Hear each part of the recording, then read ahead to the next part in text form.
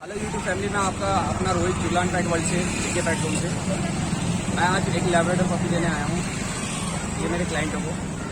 तो अब आज तारीख है 4 अक्टूबर 2021। तो अब मैं लैब्राडोर पपी देना चाहूँगा और पूछना चाहूँगा इनका रिव्यू, इनको पपी कैसा लगा। हमें बहुत अच्छा लगा, बिल्कुल प्योर है, प्यार है। बताइए आप।